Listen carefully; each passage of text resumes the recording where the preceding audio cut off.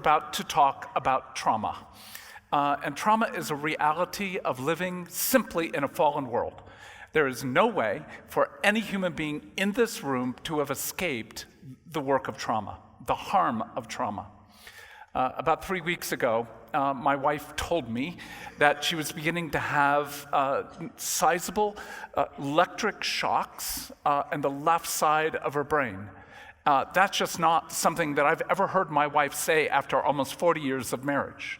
And I said, what do you mean to describe it? And she said, it's like an electric shock that's coming 30 to 40 times, and I'm expecting the phrase per hour, and she says per minute. And I said, how painful? And she said, it's somewhere on an 8 to 9 level out of 10. And I'm going, because she's talking and she seems fine, and yet I'm hearing a woman who I trust at deep implicit levels tell me she is in agony. Well, we were able to get her into an emergency MRI and found that it was clean, no concerns. But of course, then the question is, what's wrong? She was given medication, and the medication seemed to be of help for about 6 hours a day. And that leaves a lot of the day with the pain returning to a sizable point where she can barely function. And this went on for about 10 days before we could get into a neurologist who gave her a nerve block that seemed to help a bit more, and then advanced medication. But after the neurological appointment, after I got her back home, it was clear that given that she is really not engaging life as she would normally do, our cupboards were bare, our refrigerator was empty. We were surviving on peanut butter and sandwiches, and I needed to go shopping. Well, again, whether this just seems like a very trite remark, going into a supermarket for me is traumatic. You can tell I'm a somewhat scattered person, and so going into a place where there are like 60 different cereals, hundreds of different spices, I just sort of freeze in the midst of all this confusion. And that's on a normal day. But I walked in because she had asked for a number of things to be purchased. But one of the things that she adores and loves on almost all food is pepper flakes. And we'd run out of pepper flakes, and so she had that on the list. Well, I don't know in my whole life if I've ever purchased pepper flakes. And so I wandered aisles and aisles looking, and eventually had to ask someone, where are pepper flakes? And they said, aisle 1, spices. So I went to find it, and who knows why this moment came in this way. But the cumulative weight of 10 days of fear, of struggle, of worry, of fighting spiritually, praying for, literally fighting our medical system to get my wife into a neurologist, all that seemingly came to bear at the moment I was standing in front of the spices. And I could barely see. I was in a state in which things were happening around me, and I'm sort of looking, but I've kind of forgotten what I'm looking for. And I honestly don't have a clue how long I stood in front of those spices. But I must have been, at least to someone as a clerk in that grocery store, a fairly pathetic figure, because a woman came up to me and touched me, and even the physical touch didn't immediately register. And so she touched again, and I turned to her, and she looked at me, she goes, "Do you need help?" And I just looked at her and I went, "Yes."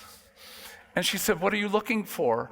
And at that moment, I don't think merely because I'm an aging man, but the word completely disappeared. And we're looking at one another. I've acknowledged I need help. And she's saying, "What do you need?" And I couldn't get the word. And all I could say to her was, "Hot." Hot. Something you put on food that's hot. She's going, "Paprika? No." And eventually she goes, "Pepper flakes? Pepper flakes, yes." She got it for me, and she goes, you okay?" And I looked at her and I said, "My wife is sick." And those were the first tears, with a stranger in the food aisle looking for pepper flakes. Someone was kind. Someone actually engaged. Someone didn't try to micromanage. Someone came with language for me and then simply offered kindness. I don't care how anemic that sounds to you, but the presence of someone in the midst of the wars of the heart are a gift of God. She got me pepper flakes, I paid for it, and when I got to the car, literally getting the car in reverse and driving out of the parking lot felt like it was taking monumental thought to be able to do so. Please hear the simple phrase: I was in trauma. And if you think that mere prayer in that moment, if you think that mere encouragement in that moment will take away trauma, you have not heard what trauma is and what it does to the body, what it does to the brain in the midst of that. So let's first of all define trauma, if we could have that slide. Trauma involves an overwhelming emotion due to threat or harm, and the simple point is, the greater the threat, the greater the trauma. It's not to be determined on what you think would be a threat. For some people, losing a job would be a relief. For other people, it would be devastating.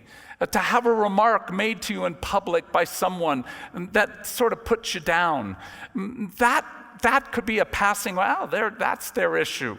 But for others, it could linger in a way that simply overwhelms them. So don't you determine for others what is trauma.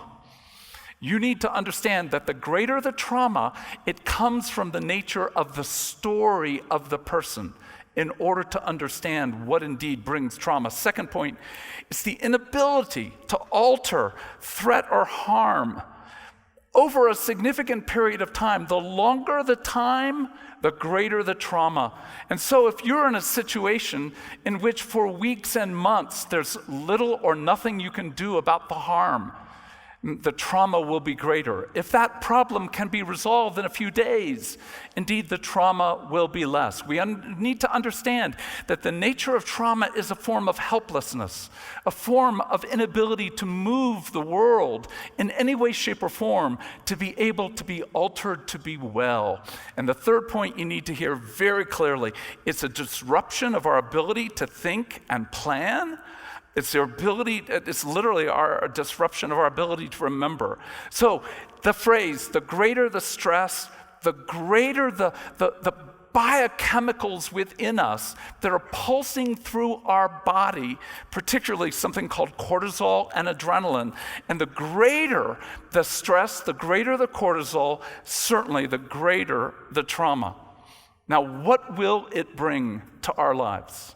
First of all, what will happen with trauma is that it distances you from the very event that's occurring. Now, this is going to require a little bit more knowledge about the nature of the human brain. So if you'll do me a favor and stop taking notes and make a fist with your right fist. What I want you to do is to note that your knuckles and the front of your fist is called the cortex. This is the cortical portion of your brain. It's what controls your ability to think, to remember, to make plans, to execute events. That's the cortex. That's the portion of your brain up here. If you look at the index finger or the pointer, if you're a kindergartner, now look at the center section. This is called the limbic part of your brain. This is the cortex, this is the limbic. It's often referred to as the emotional part of your brain. Now, if you get down to your thumb and sort of your beginning into your arm, that's the portion of your brain that's called the reptilian or ancient part or the brain stem. Now, why is that important? one more portion. You've got the left hemisphere, the right hemisphere. That's at least an elementary beginning to understand the brain. What happens with trauma is there is a distancing of you from the event. What happens in the portion called the limbic system, two separate parts, let me give you the names, the amygdala. And the amygdala is the part of you that constantly is on with a sense of danger. It's constantly, literally looking around your world, constantly checking things out, people out, noting whether or not you're in danger or not. I just saw a cord. My amygdala immediately saw that cord and goes, snake. But there's another portion of your limbic system called your hippocampus. And it's doing this. No, Dan, that's going to a monitor. Those are cords. You've been on stages before. You've seen this. The hippocampus is able to have a narrative of past, present, and future. Please hear this very simple point.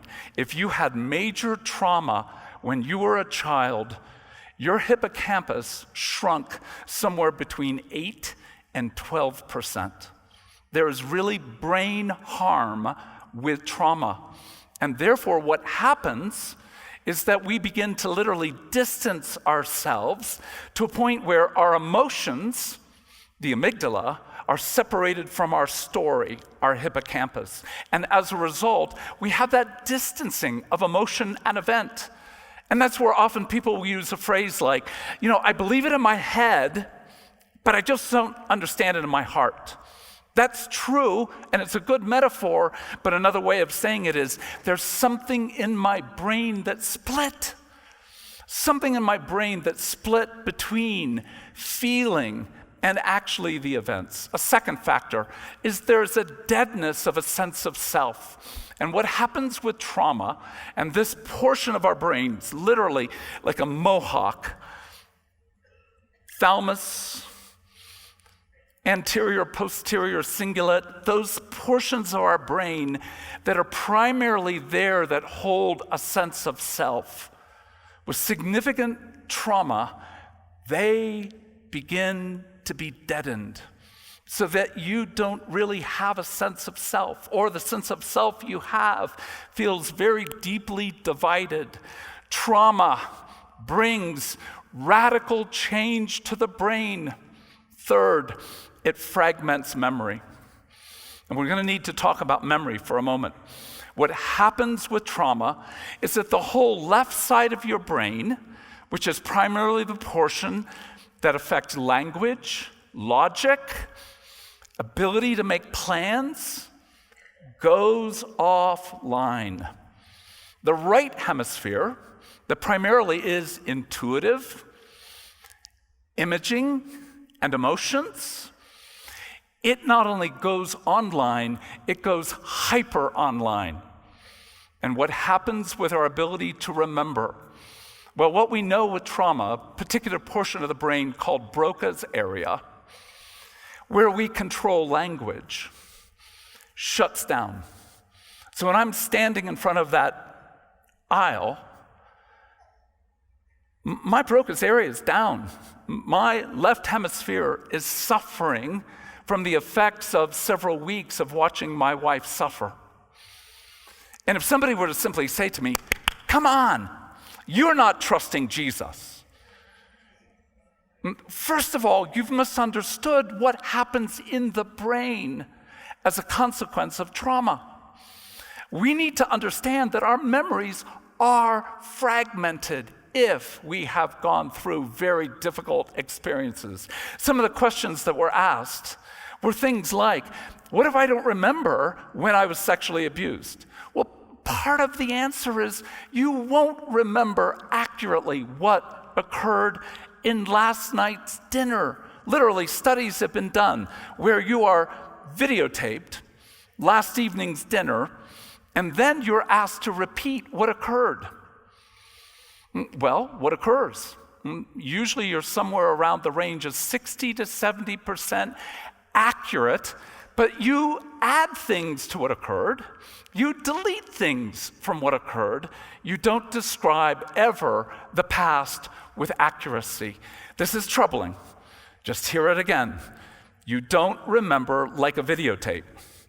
You don't remember as if somebody chronologued every single moment for your mind to remember. Your brain will remember, please hear the next sentence, your brain remembers how you tell the story to yourself.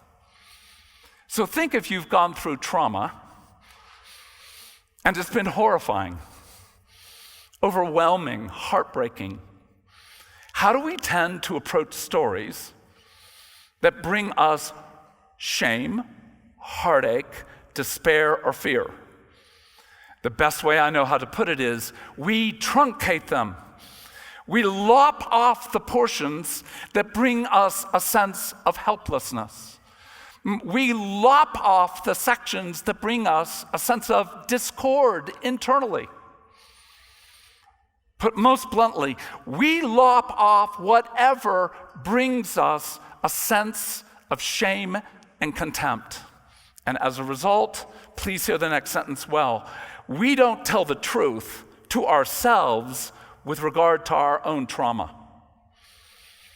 And that's why we need people who will hear our trauma and do more than merely say, I'm sorry.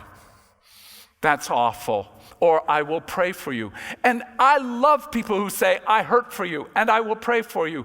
But do you understand, if we're going to get to the actual heart of a human being, we've got to be willing to walk into the trauma that they don't even want to remember. In fact, don't have the ability to remember initially. And that's why it's so important to hear. Every time you tell a memory, every time you tell a story, you are beginning to reiterate a process that has the potential to literally rewire your brain. The plasticity of the brain is so beautiful. Your brain can be rewired. But you need to hear this next point. You will remember your own past only through a process of your body knowing rest, peace, calm. If you attempt to tell a memory and you're not there, you're simply not present, then the memory itself that you're telling will actually be a form of re-traumatizing yourself. If you tell that memory with a jagged-edged anger, jagged-edged anxiety, or an immense sense of shame, the memory itself gets rewired again as traumatic. And therefore, please hear this sentence, merely telling your traumatic stories is not helpful. You must tell your stories in the presence of kindness. Romans 2, verse 4. It is the kindness of God that leads to repentance. And if we understand that indeed we cannot engage the harm that we have suffered without a heart of kindness. And therefore, one of the great gifts you give to yourself, one of the great gifts you give to others, was the simple touch on the arm that a stranger offered me. Are you okay? She was kind. If she had stood there with a mood of, can I help you? I would have frozen. I probably would have walked away and said no. No. But the kindness allowed me to begin the process of attempting to name why I'm there. And then her presence to invite me to do more than just go, I've lost the word, hot, just hot. Stayed with me long enough to find language.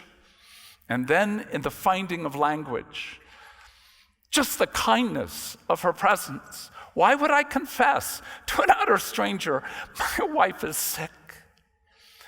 Do you hear in that sentence what a young heart is speaking?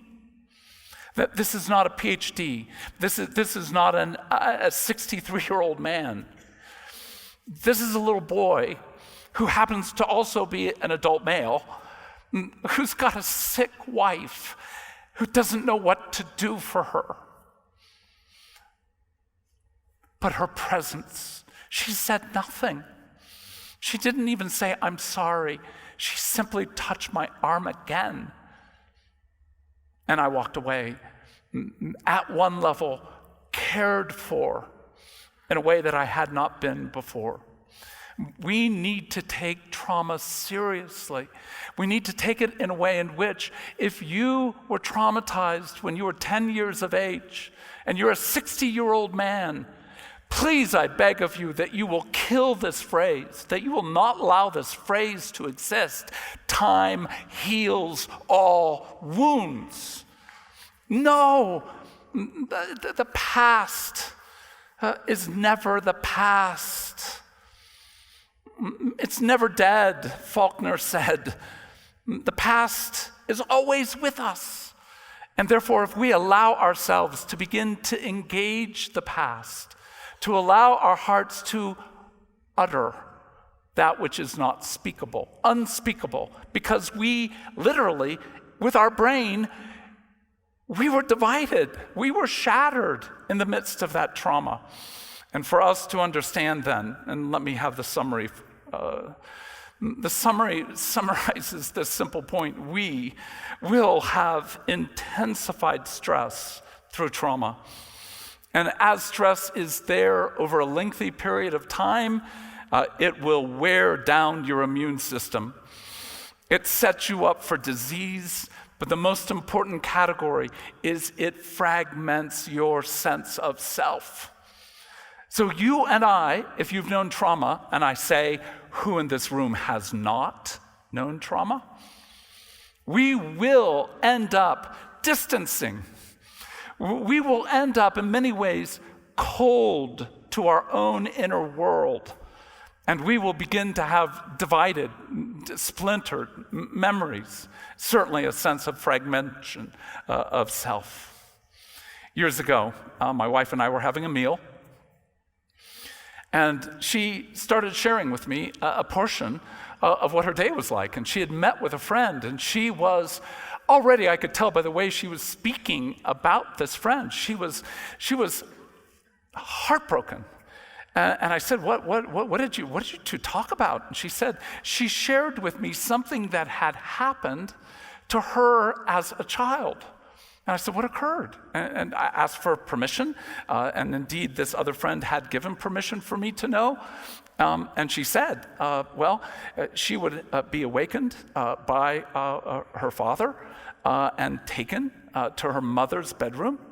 And there she was to sit beside her mother, stroke her hair for hours in order for her mother to be calm and then to be able to go to sleep. And as she gave more details and talked about more of the harm that had come, I was listening and I was eating, and probably I was gazing every now and then around. The TV was on, but sound off, and I checked it out a few times. And finally, my wife looked at me and she said, "Are you okay?" And I said, I'm fine. She said, "Well, you seem distracted." "No, I'm fine." Did you hear the story I just told you about what our friend has suffered? It's awful, she said. And I said, yeah, it's terrible, awful. And she said, you are not feeling much at all. And I said, I'm sorry. I've heard lots of stories like that. It's really sad. Frankly, it's really abusive. But indeed, I'm just sad for her. And my wife knows me well enough to be able to say, no, you're not here. You're not feeling much at all for her. What's going on with you? Please hear the sentence I'm asking you to consider. Memories of significant trauma will likely not be remembered in the left cortex. You have to listen to your body. You have to listen to when your mind is sort of splintering, when your heart seems to grow cold, where something in your body you can begin to feel like something moving in you, stressed by chemicals that make your fists, or where you just find something in your side, like, I'm going to be armored up right now. And please, the face. There are more muscles in your face than any other part of your body. And 70% of the control of those muscular places in your face are controlled by the limbic system, which you have no direct control over. So your ability to read the human face is what my wife was doing, reading me. And at one point she said, "What's going on?" And my response to her, this is almost 30 some years into our marriage, I said to her, "Well, that happened for me all the time." And she said, "What?" I said, "Well, that happened all the time." Do you hear how dismissive? Do you hear how distancing? Do you hear how cold? In many ways, already fragmented. And she said, "I don't know what you're talking about." I said, "My father, who would barely speak, would stand over my bed 11 o'clock at night, 1 o'clock in the morning, 2 or 3 in the morning. He would just stand there. He wouldn't even speak. He would just wait for his physical presence to disturb me and wake me up. And then when I saw him standing over me, I knew I needed to get up. I knew what I had to do. It's my job. I would go to my mother's bedroom and I would get in bed with her. And depending on how much Valium, how much alcohol, how many other drugs she had had, she could be clothed. She could be partially clothed. But it really didn't matter because my job was to get next to her and stroke her hair and speak to her. Often just tell stories. Just bring her, by my physical presence, back to a sense of sanity. And sometimes that would go on till 2 in the morning, 3 in the morning. I can remember times literally not getting out of bed for fear of waking her up, getting up at about 5 or 6 to go off to school. So I'm telling my wife a story after some 3 decades of marriage, and my wife is weeping. And I hope you hear this well. But her tears did not draw me to mine or to hers. There was rage inside of me as I saw her tears, because she was inviting me to younger parts of my heart that I had already walled off, already said are off limits. You are not going to get me there. She's already told a story that triggers my story. She's read me well enough to invite me back, and now I'm being invited by her face and her tears and the questions she has about that experience to invite me back to trauma I do not want to enter. And yet, please hear the next sentence, I am desperate to enter. I want someone to be with me. I do not want to be alone in the context of my anger, my heartache, and ultimately my sense of shame. I mean, what's a 10-year-old boy supposed to do, knowing that he has power to be able to change the heart, at least it appears, of his mother, if he simply lies close, touches her face and hair, and talks? And yet, how do you bear the sense of disgust, the sense of arousal? Do you hear both words? The sense of what does a 10-year-old, 11-year-old, 12-year-old boy do next to a nearly naked woman who happens to be your mother, and therefore the disgust is even darker. And yet what do I do with the fact that in the presence of any sexual engagement or erotic involvement, there will always be, our brain will always respond with some level of intrigue and arousal. How do I hold disgust, horror, arousal, intrigue together? It's hard enough to do that as an adult operating through my own cortex. What am I supposed to do with regard to my limbic structure? The bottom line is, you're gonna kill it. let me take that next slide, a very important quote. But what of the idea that the self is not a unified being, and there may exist within us several realms of consciousness? From our split brain studies, the new idea emerges that there are literally several selves, and they do not necessarily converse with each other internally. This is from a brilliant neuroscientist, Michael Nerzanga, and his research, if you'll note, is 1985. The research that's been done since, over the last 30 years, confirms further and further and further that what happens in trauma is that the left hemisphere, Broca's area, shuts down, and what begins to operate is our right hemisphere, primarily with fragmented images, but with clear sense of self.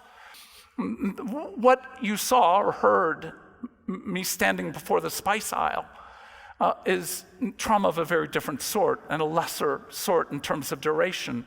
And yet, I'm losing words and I can't hold language.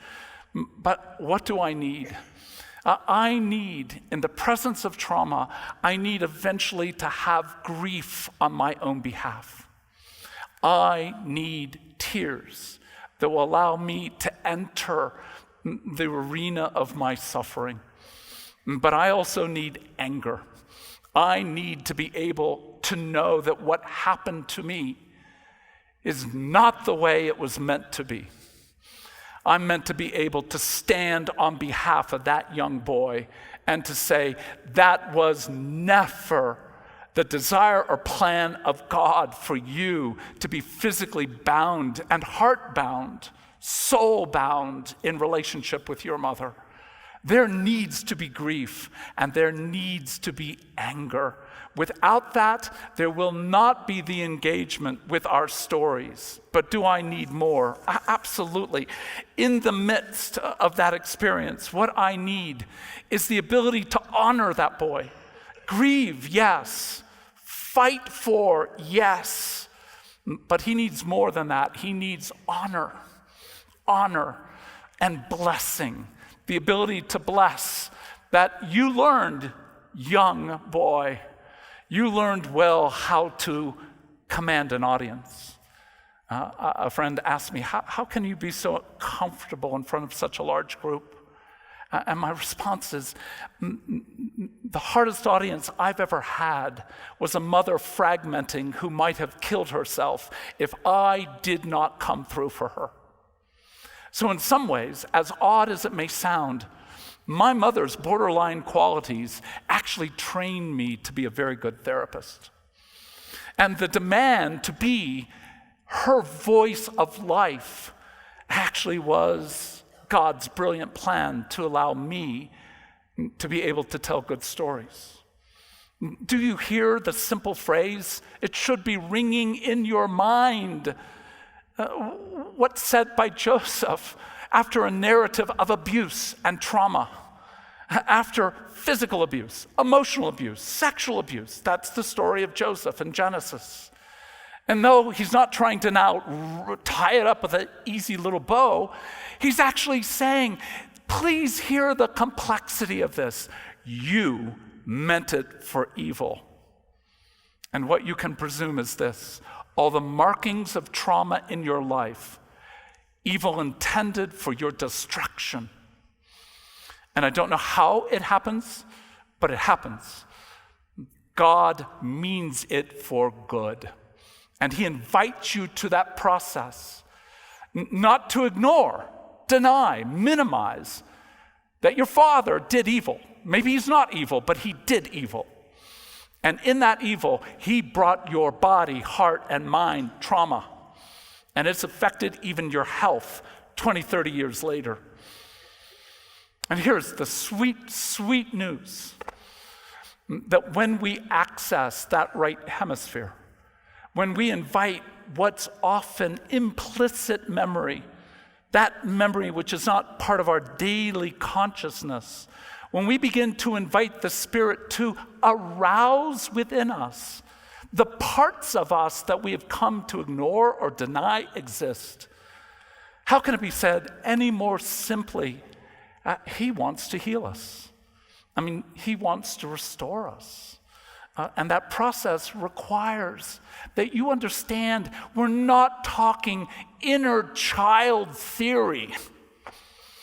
We're talking about the fact that you've got neurons, millions, billions of neurons. And we don't know what portion of the brain holds this. We simply know that the magic of the entire brain holds different senses of selves.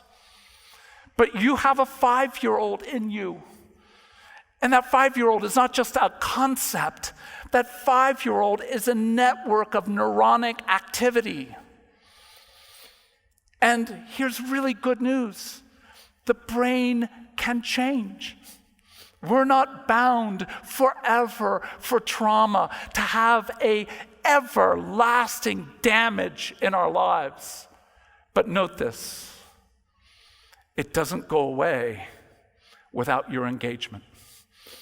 It doesn't go away just by more prayer, and it doesn't go away by more faithfulness. It doesn't go away by trusting God. It gets addressed through prayer, in engagement with trusting God, as you allow yourself to begin to engage your body, to engage your brain, to engage how trauma has come into your world. Now, I've been speaking mostly about the reality that trauma at a horizontal level, but we know that there are unseen, violent, cruel forces in the universe, the kingdom of darkness. And what I want to do is begin that process of talking about what does evil do with trauma. This is a very little known entomological fact. Everyone should learn, you know what entomology is? The study of insects. Well, here's a little known entomological fact. If you were to die, and please don't do so now, if you were to die and we were to not really disturb your body, just leave it there for the next 3 hours, insects from over 3 miles away would smell death, fly to come to begin part of the decimation, the decay of your body. Isn't that intriguing?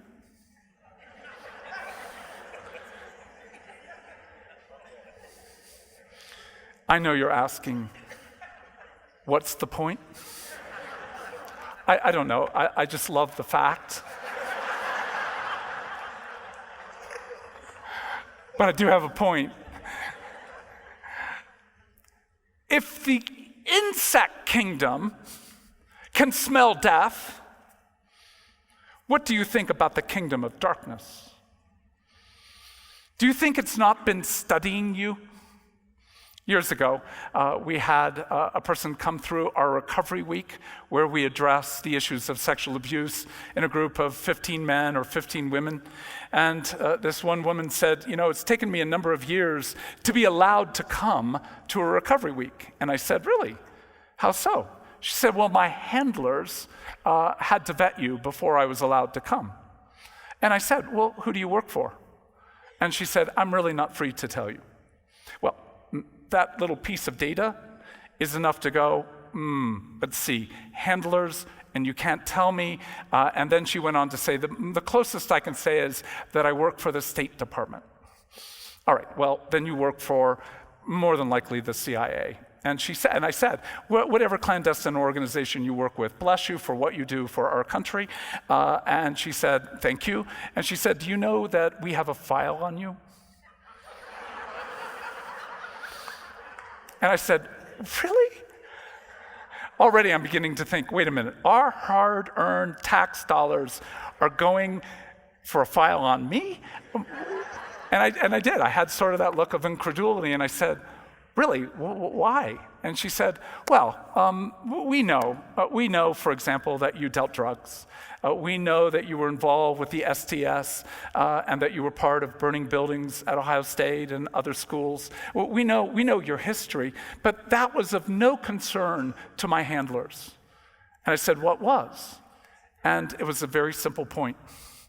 We were concerned that your intersection of psychology and God could actually be used as mind control, and therefore you needed to be vetted before. And I said, and that vetting included, access to your phones, access to following you, access to making sure that you were not involved with any clandestine organization. Please hear my point. Do you have a heart for God? If the answer is yes, I'm growing, I want to grow more, then please understand the obvious point. You are of danger to the kingdom of darkness. So if you think you're a small person who does not have that much of a role in the kingdom of God, somebody's already taken you out. You don't know the influence and the power and the goodness that your life brings to the kingdom of God. But the kingdom of darkness knows you're dangerous, and it will be working virtually every day. Can it read your mind? I don't believe so. But it is the best profiler that you could imagine in terms of anticipating when you are in harm. That's my point about the insects. If indeed insects can smell death, don't you think that those foul spirits appointed to do harm to you were prepared in that moment to offer you solace, to offer you a way out, to mitigate and minimize the experience? I hope you understand, evil is at work against your life, and it uses trauma as its primary means to bring a spirit of destruction, a destruction of your faith and hope and love. Evil's looking to ruin faith. And what does faith bring us? Notice that last word, rest. It brings rest. To be able to know, I am beloved. God honors me. He delights in me. That allows your soul to not be pressured, to be driven, to have to perform, to have to do well, to avoid failing. In other words, faith isn't just conviction, I believe. Faith is where we're to live in the rest of God. And yet, the alternative, when we've been traumatized, is we become hypervigilant. That sense of, I am watching you. I'm watching how you're functioning. I'm watching what you're saying. And I am suspicious at a level that I will make sure you never harm me again. You need to know about traumatized people. They are watching you very carefully. And they've been going to the same church with you, and they notice how you crack jokes when other people are in pain, or how you glibly invite prayer when somebody's hurting. Oh, you're not doing well? Well, can I pray for you? It's a great gift to have people pray for you. And yet, when you do so without entry into heartache and death, then your prayer is a means to escape entering into the death of Jesus. And you've been watched, and you are avoided. Why? Because people know that you are not trustworthy with suffering. And you must suffer well in your own suffering in order to justify and allow others to know that you might care well for your own. So do you grieve your own suffering? Do you allow your heart to be angry about your own suffering? And yet, do you allow blessing and honor to that young boy or girl? But even more, do you live a life that with that grief and anger and honor and blessing, there's a heart in you that wants to bless those who have done you harm? And that's a heart to forgive. Not cheap forgiveness, not forgiveness in order to escape heartache, but indeed the work of the heart moving to be able to say, though you meant me harm, even in the midst of it, I know God is doing something sweet within me, but also sweet on your behalf. And so that heart to be able to know that evil is working to create within us not only that suspiciousness, but ultimately that look, that little narrowing of eye of, yeah, sure, right. I will not allow my heart to be fooled again. Second slide with regard to hope. Evil's plan is to kill hope. And that is a way of ruining dreaming. And in many ways, dreaming is another word for playing with the future. I mean, God loves to let you plan, but not just plan like, lists to be done, but literally to imagine redemption on behalf of yourself and on behalf of others. One of the great gifts of prayer is being able to hold the face of the one you pray for and beginning to imagine who they are meant to be if God were to get a hold of their heart even more than they have already. And that prayer of imagination, that prayer of dreaming redemption, to play in redemption, always brings you back to what? That question of, then if I'm praying on your behalf for you to become who you're meant to be, who do I need to become in order to love and to invite you and to invite us into a far deeper and richer and profound relationship? Do you hear then? Evil wants to destroy hope. It's a destroyer of hope, killer of hope, and therefore trauma tends to send us to a sense of despair or a sense of naivete. Literally, either side of that, where the traumas we've endured simply take our head down or open our eyes to a sense of, I can't face all that, so I'll just be positive. I'll just live with things will get better. You don't need to worry about the past. Even, doesn't the Bible say, ignore the past and just live for the future and the maturity of Jesus? Isn't that Philippians 3? And the answer is, not even close. Paul has gone back to remember his past. I'm a Benjamite, trained by Gamaliel. He's going through his whole past and ultimately saying this, and it's not the basis of my standing before God. Do you hear this simple point? If you won't care for your past will be part of ruining you. If you will not engage your past, it's not that your past will go away. It's in your brain. It's in your body. It's affecting your health. It's affecting your relationships. It's creating hypervigilance and cynicism. But ultimately, faith and hope, as important as they are, what we know is that ultimately evil is out to ruin love. Evil's plan is to ruin the pleasure of giving and receiving, because that's the very nature of what it means to love. To love well is to offer goodness to another, that when they receive that goodness, whatever it be, a cup of cold water, a dissertation that you've turned in, the labor of helping build a garage on behalf of a widow, whatever you're doing to build goodness in this world, you are offering something, a taste of God. And when they receive it, the natural response of the human heart is gratitude. Thank you. But you know this without me even offering it to you, that when you are thanked, there's a natural response of wanting to turn your face away, because most of us don't know how to bear delight. It has been so foreign and so infrequent that we don't know what to do when someone looks you in the eye and says, thank you.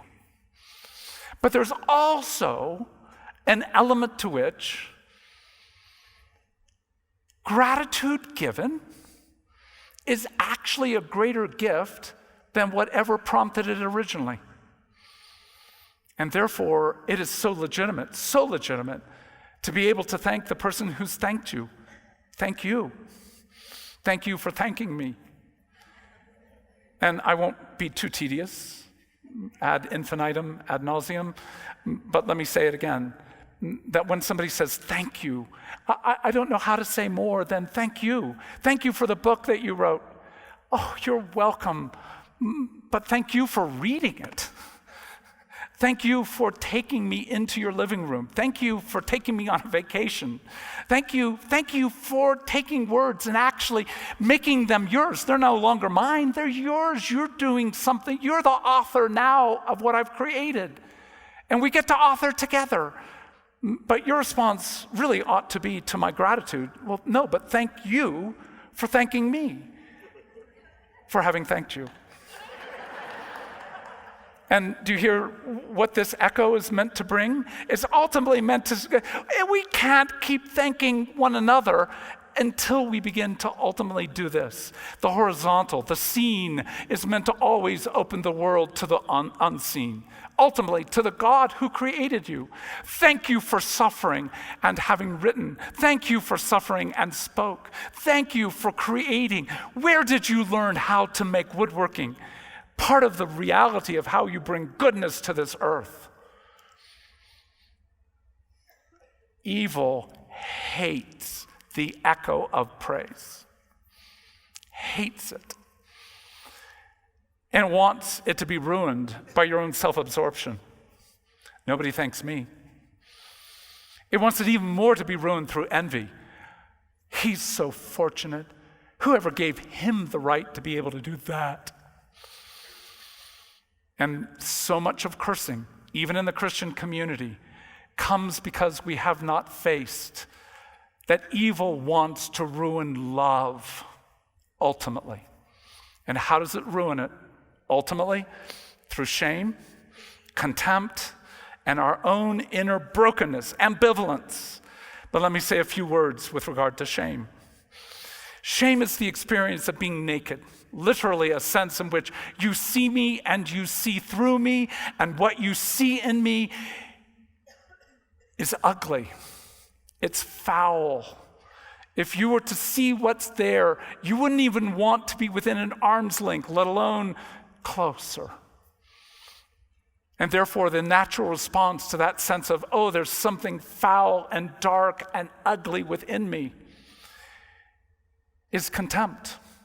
And contempt can be as much a shove away, a kind of get away, step away, so that you don't see, feel, hear what's inside of me. Or just as often, it's contempt you turn toward yourself. And that judgment against yourself, can you hear the waiting of evil, the whispering of evil? You're stupid. You are so stupid. Who would want to be with you? You're too tall. You're a gangly, unattractive adolescent girl. You're so short and round. You're so bald. You're so, again, why repeat so many of the accusations that readily go through your mind?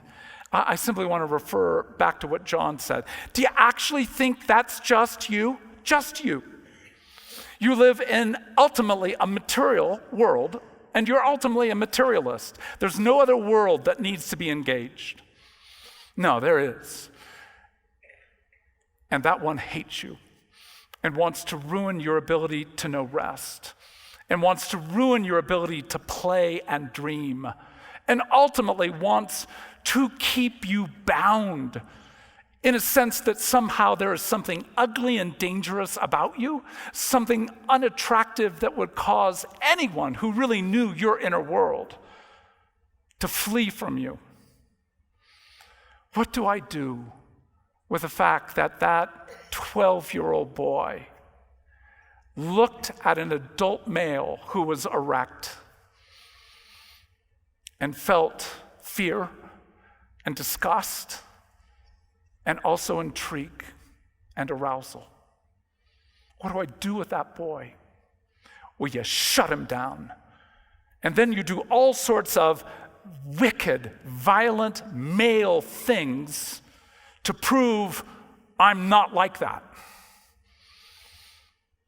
How much more does evil want to win in our world, to turn violence against our own inner world and therefore others? And we create others that we can then marginalize and shame in order to be the scapegoat of our own inner rage that we don't know what to do with. What do I do with the fact I was aroused lying next to an adult woman who at times did not have many clothes on? What do I do? What has evil done? Evil has brought what means?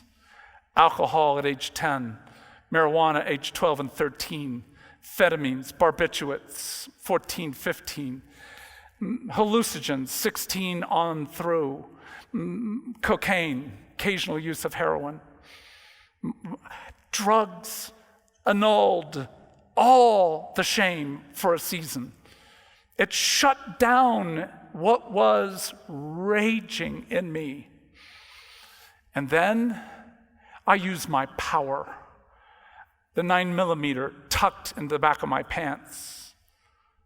You cross me, I will hurt you. Do you hear the rage that evil wants? It's a refusal to ask. It's a refusal to receive. And so the simple gift of having someone come to me and say,